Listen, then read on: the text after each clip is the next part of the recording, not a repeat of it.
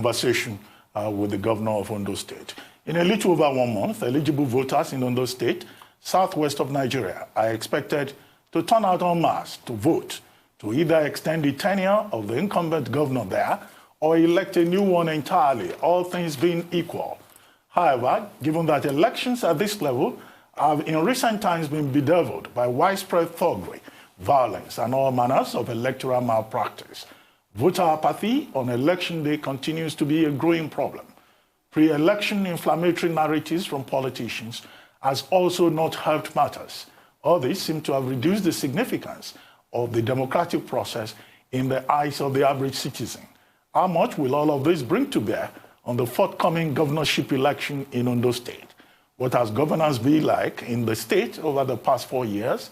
And is there a compelling reason why the people of Ondo State should choose to maintain the status quo after October 10, 2020? Well, joining us now from Akure, the capital of Ondo State, to attend to these questions and a whole lot more is His Excellency Rotimi Akeredolu, Senior Advocate of Nigeria, Governor of Ondo State, and a former president of the Nigerian Bar Association. Good morning, Governor. Good morning and welcome to the Morning Show. Thank you very much for joining us, sir. Morning, sir. Well, let's go straight to business. Good morning. Yes. I was saying in the introduction that why should anybody in Ondo State want to maintain the status quo? In other words, what are you bringing to the table now that you are seeking a second term? What do you think should be those compelling reasons why you should be given that second term by the electorate in Ondo State? All right. Thank you for that question, Ruben. Do I use the word compelling? That would be right. The only way you explain matters of this nature is for you to be physically present or visit Ondo State to know what we have done. I mean, that is, as I always say, what God has enabled us to do in the state. And I believe that is enough. Because where you have a government that has been in place for less than 4 years and has done, let me use the word, fairly good work in terms of trying to bridge the infrastructural gap, in terms of schools, in terms of so many other things. So if you get to know what we have done in the state, that is compelling enough to make sure that, I mean, for the people to want to return us back to office. So for me, work is there to speak for us. And it is something that the evidence is there. Your eyes can see it. And those who have been following news items here and there can see where people have come. For instance, the president has visited he was there to commission a few of our projects. Our national leader has been around to commission a few of our projects. So with that, I can assure you that everybody can see that with the little we have been able to do in less than 4 years is enough. Because I've tried to go into history and I look at it that what we have been able to achieve in this number of years is a landmark achievement. I don't think any other government has done it in the number of years we have done it. Okay. Just to ask a follow-up to that, what would you do differently should you win that you have not done in the last 4 years? And I would also like to ask you based on local politics and permutations, because you cannot discard this, especially in the Nigerian elections. Zoning has been very critical to your state's politics. And your opponents are capitalizing on this because many are saying, power should rotate and shift away from the north where you come from. What do you have to say to this? Is this a challenge for you? No, it's not a challenge. I mean, Adesua, let me tell you, a number of people are advocating zoning.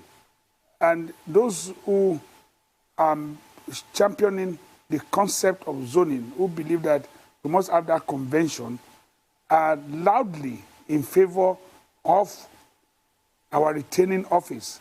this is what probably you need to know. Zoning has been contemplated by our people is largely in our favor. Now, what they are talking about is that, look, okay, we had a governor who came in from Central, who spent 8 years. Now, the governor is now from North, and that's my humble self. I'm from the Northern Senatorial District. I'm just finishing the 4 years. And the whole state, and I mean it, everybody in the state is saying, let the North complete his 4 years. And I believe that maybe there are one or two other contestants that I don't know very well who are probably from North. I believe that those who are clamoring that not to complete his terms are readily saying that, look, let this government finish another 4 years. Then, by the zoning arrangement, it will go to the South. And the South can probably not have a shot at it. And this has led to many of our my co-aspirants who probably were from the South and every other person coming together. All of us are working together now to ensure that, yes, this zoning arrangement is kept so that nobody should disturb the equilibrium. If there is this disturbance, it will affect the whole political goal of the state when it comes to issue of office and office holding. North is supposed to serve because this has rotated over and over. My coming into office, by the grace of God, I'm sure, was because I was from the North. People felt the power should cease to the North, and I'm here. And people are convinced that, look, if Central has spent 8 years undisturbed, the North, barring any reason of importance, like, okay, if a governor has done well, has not done well, I mean, let me say that, which is not the case here. If a governor has not performed up to a level which we have surpassed, and that with that, then there's no need for us to change. And if there was to be a change anyway, it will be a change in the North. So North finishes his own 8 terms, it goes back to another senatorial district. So for the permutation on zoning, which you mentioned, Adeshua, favors us clearly, not any other person.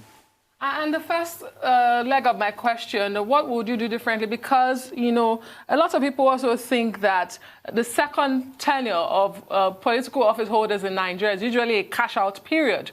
What are you going to be doing differently should you win this election? No, I don't. The time you said cash out, I don't understand what it means. But let me go straight to answer your question. We have a lot we are doing. This state, I mean, what have we done? We have not, we are just almost like scratching. We need to go deep into finding solutions to so many other problems we have in this state. I spoke about infrastructural deficit, which we are trying to build, and we are not where we are supposed to be yet. So a lot of work is there to be done. A lot of roads are there to be constructed. We talk about industries. Yes, we have today an industrial hub, which is Ondo industrial hub. We have about 6, 7 industries that are working there. Is that all we need to have in Ondo State? No. For me, the answer is no. We need to build more industries. We need to encourage more investors to come into this state. Those are the challenges we are still going to face. And I have in place 2 other industrial hubs that are up and coming. I believe that people should allow us to see this through. We have SMAC Industrial Hub, which is the Orange Industrial Hub, and we have Mimiko. All these are still coming up.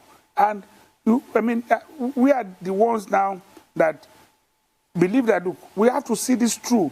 We have had a situation where governors come, they don't believe in that government is a continuum, and the moment they come in, they disrupt every other thing that their predecessor has done. I didn't do it in my own time, and I don't believe it is right. But I am one of those who hold strongly to the view that, look, you allow for continuity, in about 8 years, there will be consolidation. All we are trying to do, I mean, that the next 4 years, cash out, which I don't know the meaning, is that it's not for us to rest. It's for us to continue with the work that we are set to do. In Ondo State, for instance, I had been working at us having a deep sea port, and it's so important to me. And I'm not too sure everybody has that commitment to it. I don't see it. I mean, so when a friend of mine, when we were trying to do our outline business case, and it got to a few places, the question that was asked was that, look, what has other governors been doing in Ondo State with these potentials? Oh, you are taking this thing so serious. And I mean it, and it's important to me. So even if my 4 years I'm going to spend to ensure that Ondo State has a deep sea port, it will be a great achievement for any government. So I have some work set out for me to do. This deep sea port is there.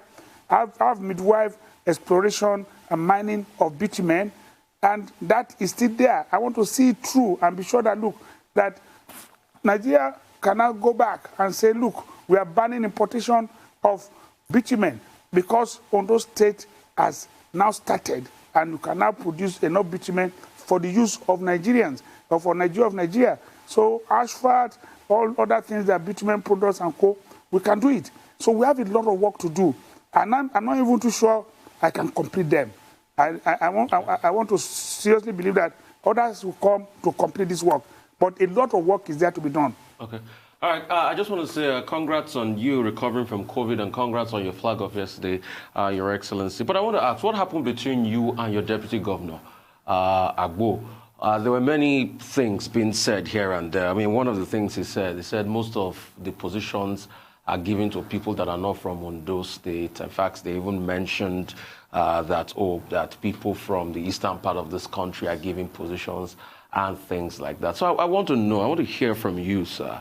What happened between you and your Deputy Governor? Well, Rufai, I'm not too sure anything happened between me and him. I'm not one of those who want to address trivialities. And when you have somebody who has in mind, a fickle-minded person, how do I sit down to discuss with such a person?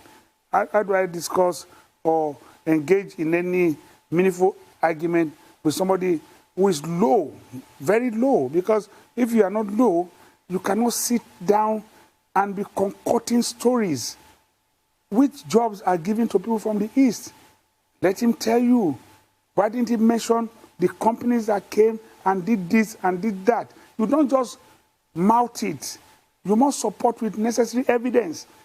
If he had given you one, then I can be able to address it. I don't know anybody from the East. He mentioned your wife. He said, oh, by the connection of your wife, because she's from the East, a lot of jobs were given. You know, a lot of things were said.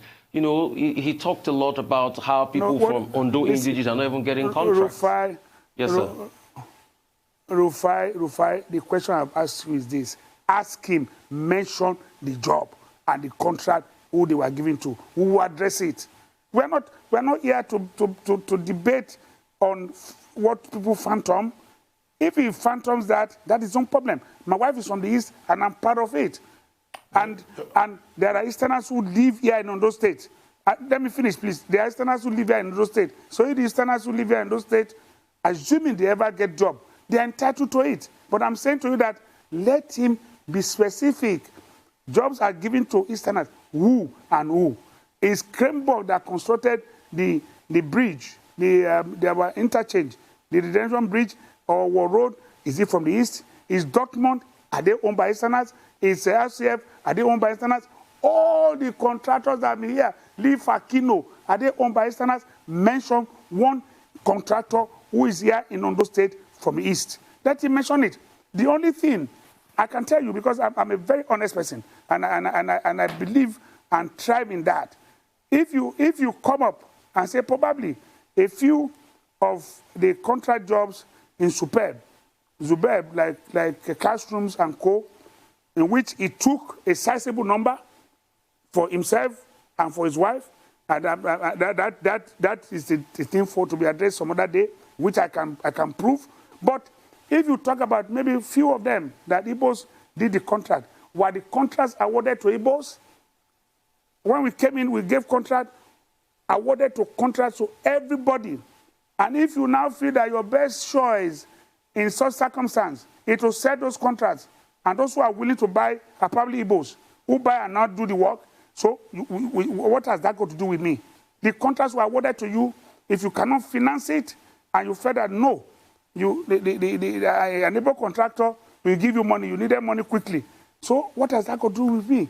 My wife has not taken contract here, and I don't know any Igbo man who has taken contract. Let him be specific.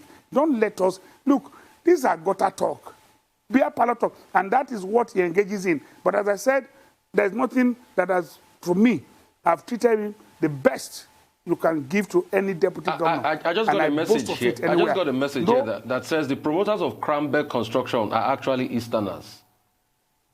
That the promoters of Cranberg Construction, Cranberg Construction are actually Easterners. Yes. Cranberg, yeah, that would be a foolish talk, absolutely foolish. You can go to what do you call it, CSC, and know who are Cranberg. Cranberg is working. They worked at Epe. If they send such things to you, don't mention it here, for God's sake. Let us be fair. Cranberg worked in Epe, so Easterners promoted them in Epe. Cranberg are working in all over the country. Cranberg promoted them, and Easterners are promoting them. They are not being fair. I mean, Sanu, who is their chairman, is not from the East. So are promoters of Cranberg. Why don't you be fair? Why don't you be fair?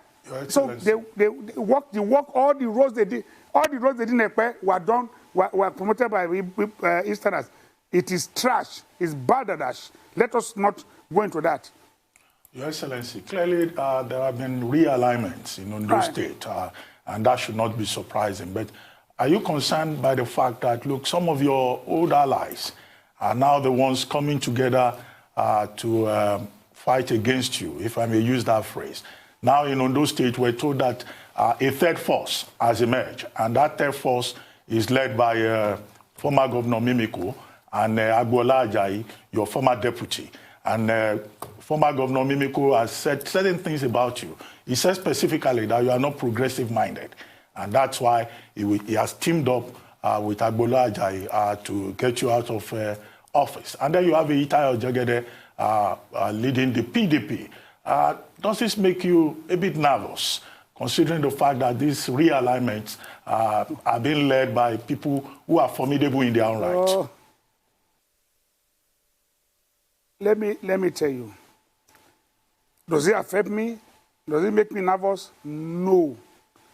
Let me assure you here, by the grace of God, I'm confident of my victory. It's not something that is negotiable. I am confident of that victory by the grace of God. Who are these people? You said allies. They were never my ally. Was Mimiko ever my ally? No.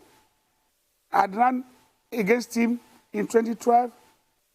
I ran against Jegede in 2015 with Mimiko supporting him. How can you say Mimiko was ever my ally? The only thing is that I have treated him fairly, better than no other governor has treated his predecessor as fairly as I've done to Mimiko. But Mimiko has his own traits. Let us leave this. And if Agboola, with what he did, found succor or solace in Mimiko, it is because they share the same trait. People who are prone to betraying others must come together. They are plumaged with identical feather. So they want to work together. So why are we worried about them? He has no Mimiko is not a political force anywhere. He left office, ran to go to Senate. He did not win. He didn't even win his local government out of 6 local government. What force? It's a spent force. This man is dead politically and probably needed some resurrection and probably some support. I know that Bola can ask money to waste. He can support him. So let them continue. I can assure you, Mimiko, let us be fair to ourselves. Mimiko, who is he in the politics of Ondo State today? Let him be listened to. He's nobody any longer. He's finished politically. And Agboola cannot even resuscitate him. Whatever they want to do, they can do. But to say I've been nervous about forces, they say they are third force. Third force on what? They don't exist. They exist only in your newspaper, your new media or your news media, and come and talk all this trash. There's no problem.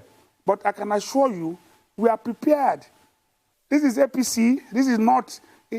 When we were not in government, Mimiko and PDP and Jegede, we defeated them. Why should we be afraid? We defeated them. We won convincingly 14 out of 18 local government. And let me assure our people who are watching us today that we are going to win all the 18 local governments. We are not boasting.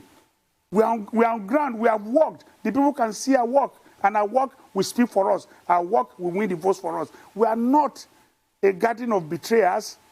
We are not. We are not. Mimiko can continue to do what he did. He worked with our deputy. Did not betray him. He worked with Agboola. Did not betray him. Bola Ahmed Tinubu, all of us supported him to become governor. He did not betray us. So are you not saying he says my ally? How? Do I know him? Have I ever been in the same political party with him before? Never. So he cannot be my ally.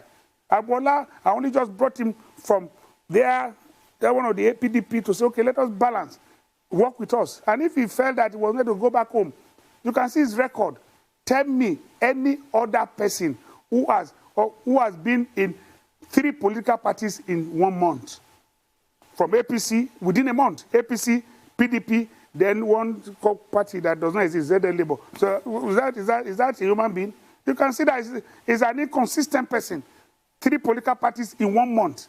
Let us look at it very well. Okay, I wonder if you feel the exact way about the PDP candidate who was your closest rival in 2016, because indeed you won with a margin of 94,462 votes.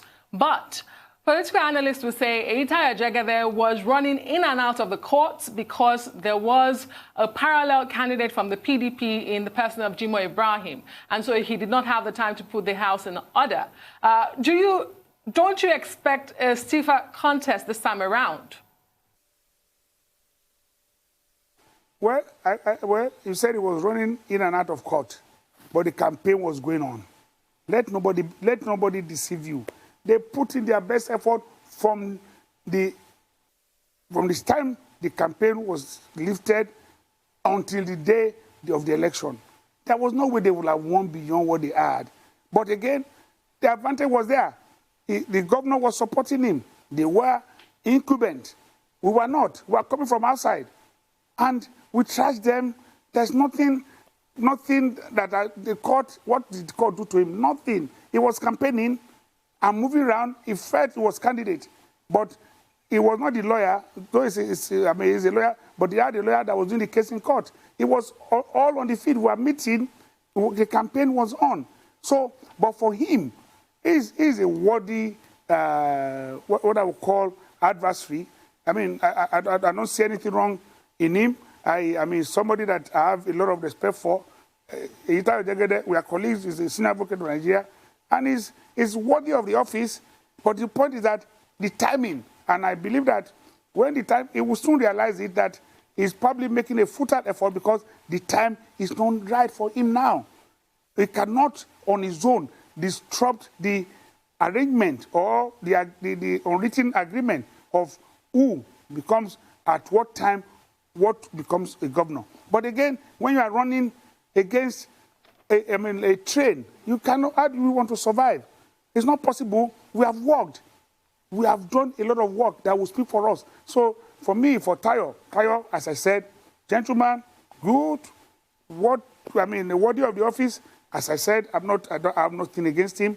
He's exercising his fundamental right to want to run for this office. He's entitled to it. But he can be sure that he will not win by the grace of God, and we will win this election. But whatever happens, at the end of the day, as we did the last time, we remain friends. We still remain friends because he's a friend. Look at him. I can even jump to the issue of Mimiko. This is a man who worked with Mimiko for 8 years. Mimiko betrayed him. He has betrayed him now, has gone to another person. So how can you now, look, let me leave visual of Mimiko. Let me talk about people who are serious. Jegede is a serious-minded person. Okay, Your Excellency, you said so many things. So let me just make postulations and scenarios on what you said. You said it's not time. Ajayi is a great man, but it's not time yet. So the time you lost to Mimiko, it wasn't your time then. That's what I want to know. And what is this unwritten rule you talked about, you know, that the time somebody will have to be governor and things like that? What is this unwritten rule about? And thirdly, the APC also called, you know, the PDP dead in Ondo State. Do you feel any jitters as regards the PDP being dead? You know, or you want to confirm that statement and say, okay, the PDP is dead, you know, as was said when the flag off happened? Or you feel Ajayi Jegede can still muscle something? And I want to refer you to something that was said recently on a radio station, you know, about Ajayi Jegede winning, you know, the last election, that it was just given to you based on arrangement. You want to react to those issues, sir? Oh, I mean, if I look at that, it was given to me based on arrangement. Who gave it to me? I don't know. Did they mention who gave it to me? No. No, they mention who gave it to me? No, they didn't mention who gave it to you, but one of the top people in your cabinet that had left, you know, went on a radio station and said that, you know, I mean, Dr. Abati, I don't know if I can get the name of the radio station again, you know, to say that particular thing, that it was given to you, they helped you, that originally Ajayi Jegede won that election. Oh, so INEC now turned the result upside down. So Una gave it to me. You know, ask INEC, ask the voters. Election we won convincingly. How can anybody give you a result? Are you awarded results? The only thing I can say when you talk about giving the victory to me is that it's a victory that God gave to me, and nobody can take it. If it was given, why didn't they challenge it in court? The two other contestants did not go to court to challenge it. It was a victory that was clear. I mean, if you claim that God gave it to me, yes, I accept it from God. As he gave me that time, he will give me again now, whether they like it or not. So the point is that he's not give me somebody who, okay, say if somebody, a top member of my cabinet, well, maybe we are referring to this, he's back in the fold. Abegunde said that. I mean, that's what I'm saying. He alleged that Gov Rotimi Akeredolu didn't win the 2016 governorship election as declared on the states. He said that on Crest 87.7 You can interview me again. What I'm saying is that you can interview me again now. People are playing. I mean, for that time, I believe strongly that he did not mean it, or he did not understand what he was saying. But he's back in the fold. He has returned back to APC. You can now ask him whether it was true, because after the Crest FM incident, he retracted it and said he never said so. So give it to me how? How do you give somebody a victory? My victory was from God and nobody could take it. But again, you mentioned about Jegede. Let me go straight to that. Jegede, as I said, or you started by, when I lost to Mimiko, was it because of the arrangement? Yes. I could have lost the election to Mimiko. I was popular enough. But the people felt that, look, the Central must do 8 years. That was not the turn of the North as at that time. So the people made a choice. And, well, that means I ran against the tide when I first ran against him. But it was an opportunity because I was coming to politics another time for the first time. All I knew was my bar association, and was it a thing that I was so much interested in? No. All I knew was my bar association, but people came, my people felt they needed me to serve. And I came up. The party gave me opportunity, and that gave me enough popularity, and people got to know me. So it was like testing the audio and testing the ground. And for that time, people made a case that, look, Central should do 8 years. And he won. Now, I'm in the saddle now, by the grace of Almighty God. And the people are saying, since Central did 8 years, let's not do his own 8 years. The same thing will happen. The same sentiment. People will still vote the same way and show that, look, we must have this convention. You cannot run against it by any way. And that's why I said, for Jegede, the time is not now. It's not right. It's not right. Well, because how will you not say, sorry, 1 minute, how will you not say it, not did 4 years. Now you come back to Central again, that has just done over 8 years. 8 years. No, let's be fair to others. Let's be fair to others in Central District. That is why I said the time is not now. But he is eminently qualified to be a governor, unlike people who I know that this state, they don't qualify to be governors of this state. Like the person you talk about, ZLP, Agboola Ajayi. How? What has he got to offer the people of this state? Nothing.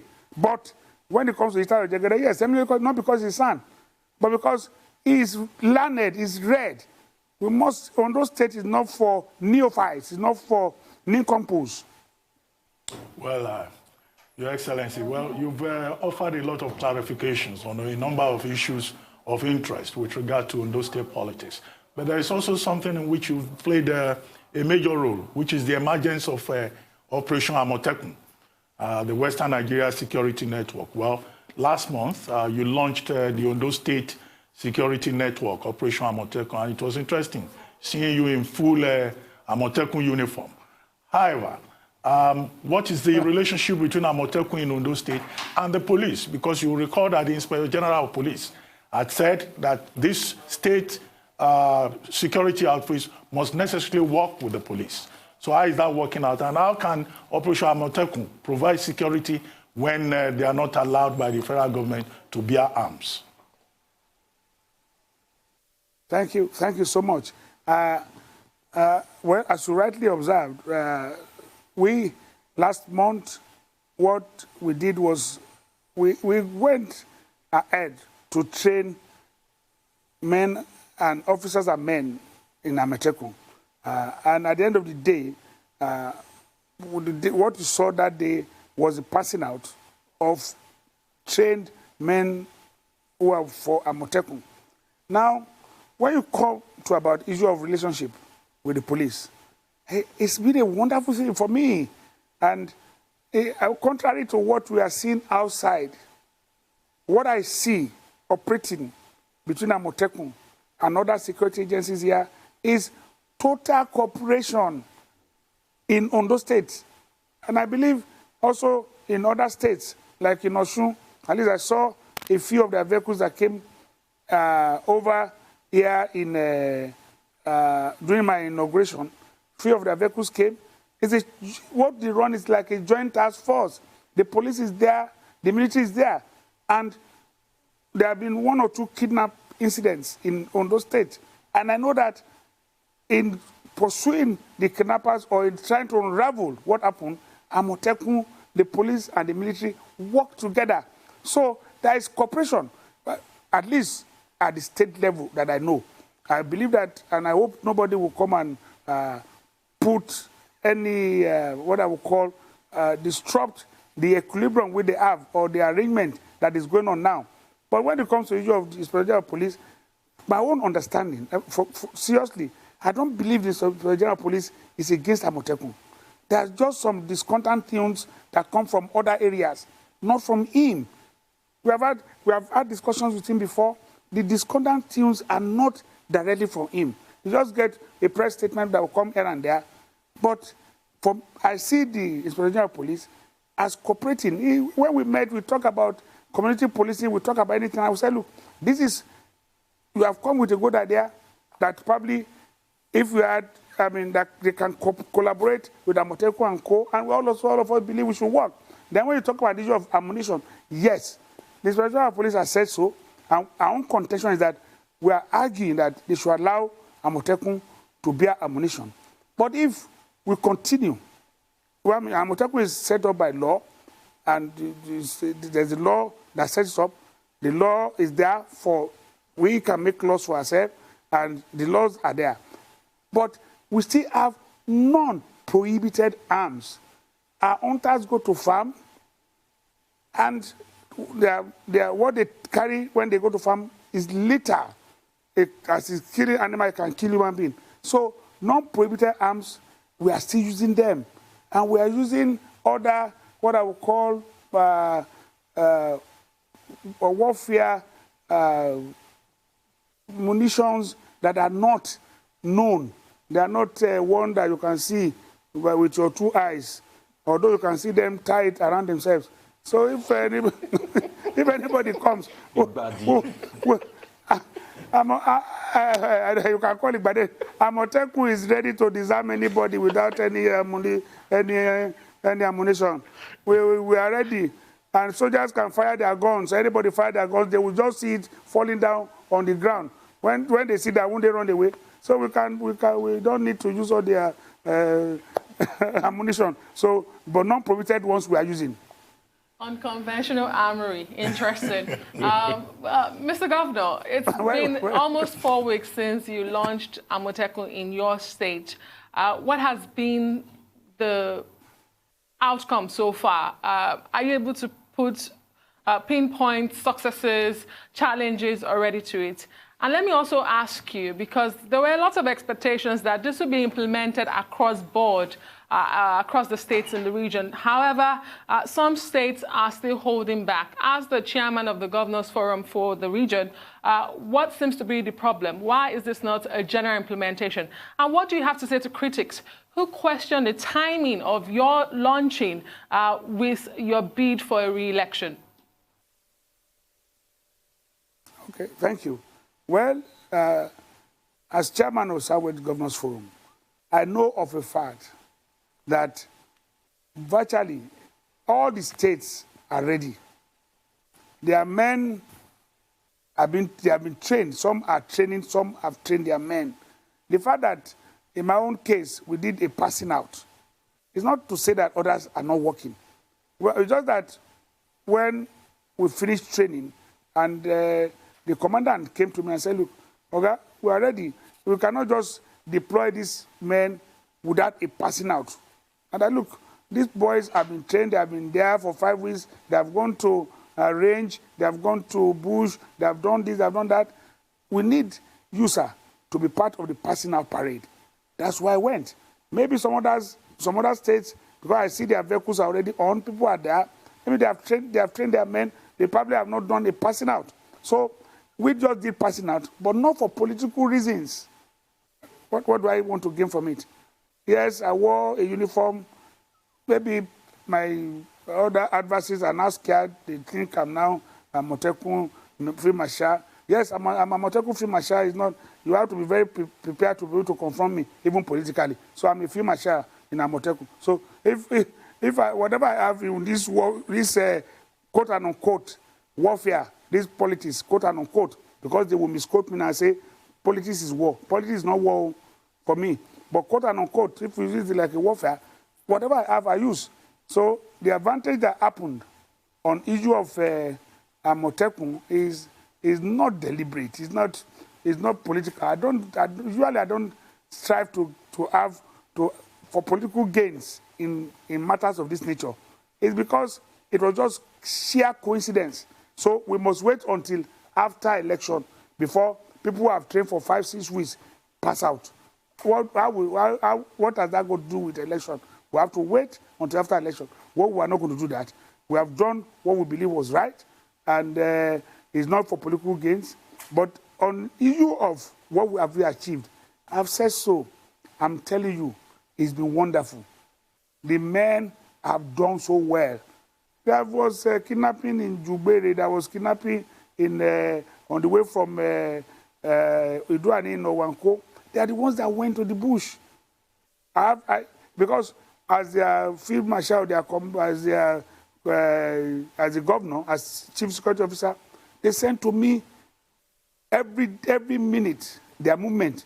I know, and I see them in the bush. I keep telling the commander, please, let these boys. Their safety is what matters to me. But I don't know what is. They are so encouraged. They are so involved because they believe that they are protecting their people. It's a different kettle of fish. If you are a stranger in the land, it's not easy for you to commit all your time to protecting people. But these people, I see them with their blood. They are ready to protect their people. So when I see them in the bush, sleeping there, that's what they are supposed to do anyway.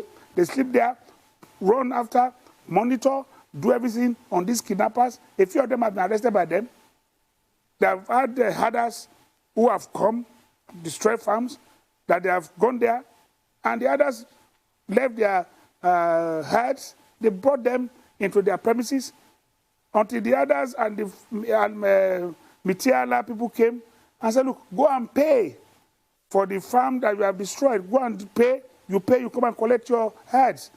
And these are things they have been doing. It's just that, I mean, we don't, I said to the commander, give enough publicity.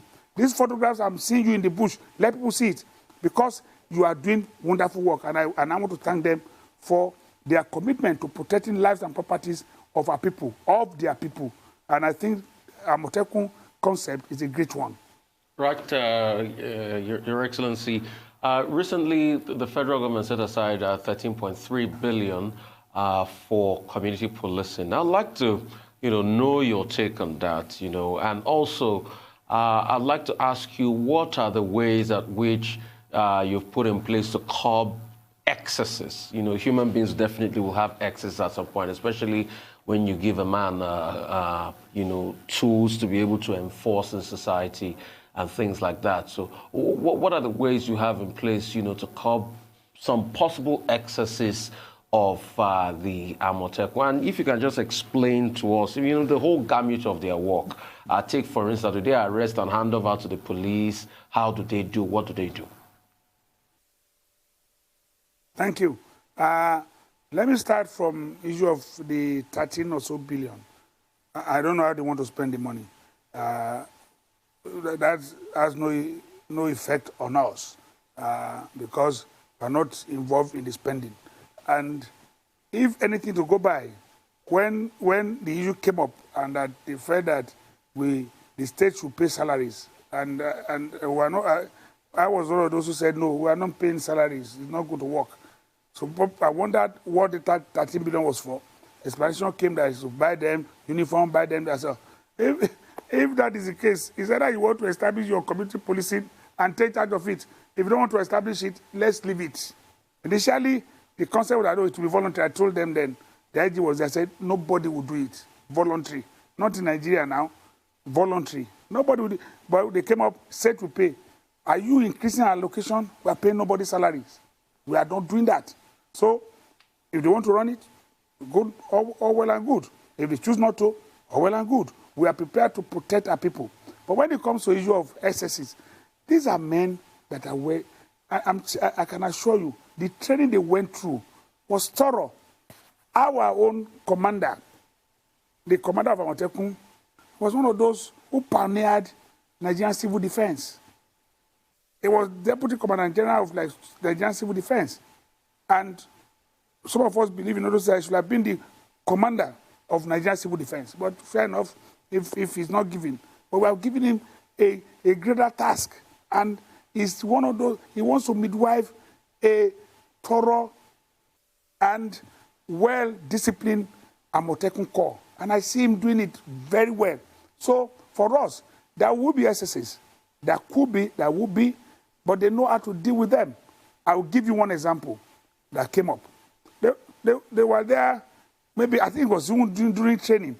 Somebody, you are here to finish your training, you are going out, trying to collect some money, stop people. When they got to know, it was dismissed immediately. The man went around, I think he came to one of the senior people and they came to me and said, what happened? I asked the commander, I said, this is what it is. I said, let him go. No matter who he is, he's gone. So it's a disciplined core, a disciplined Amotekun that we are trying to build here. And for me, what they have done about few arrests they've made, they could send, I know that if they need to send to the police, they will send.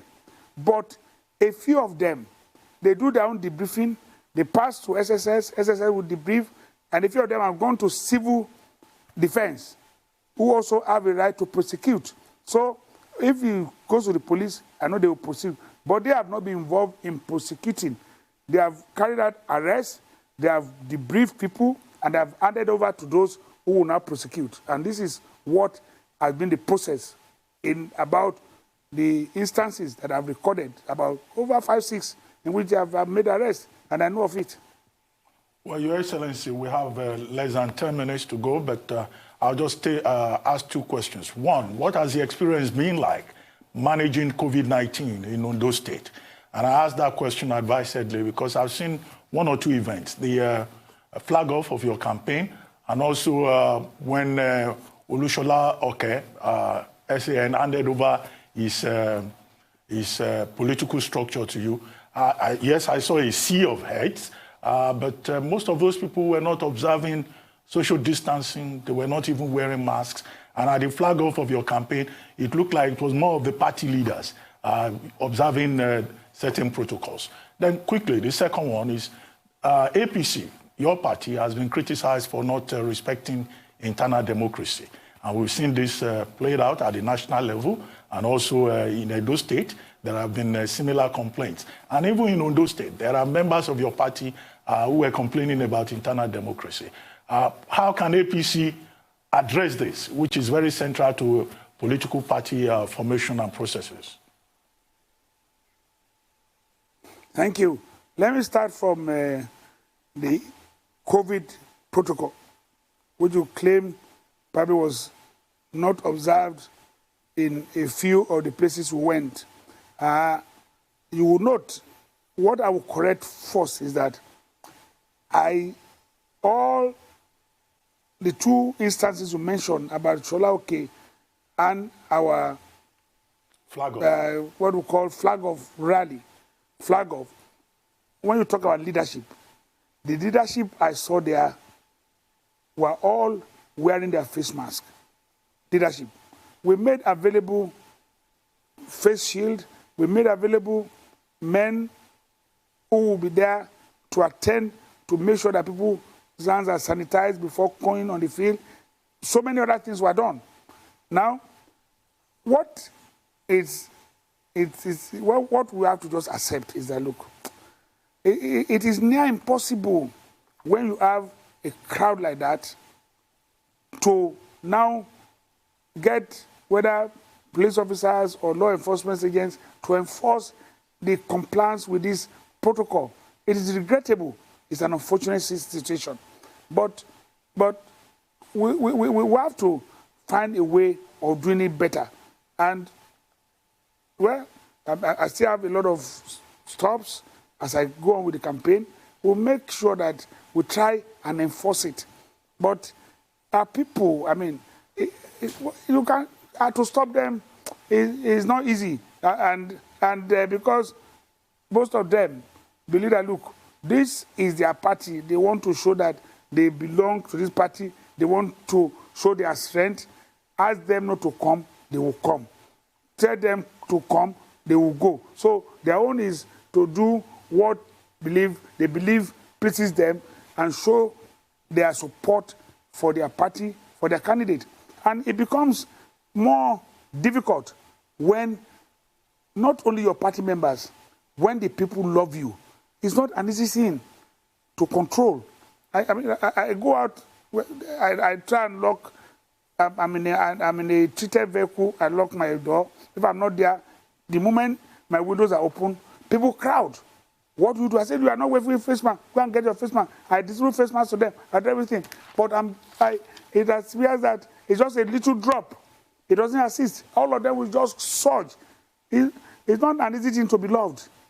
And when you are loved by your people, it's not very easy to control their emotion. I find it difficult. But I'll try as much as possible. I try to run away. Some of them will say, I drive past, I don't greet them. Oh, if I find time to say, let me greet them, they will surge.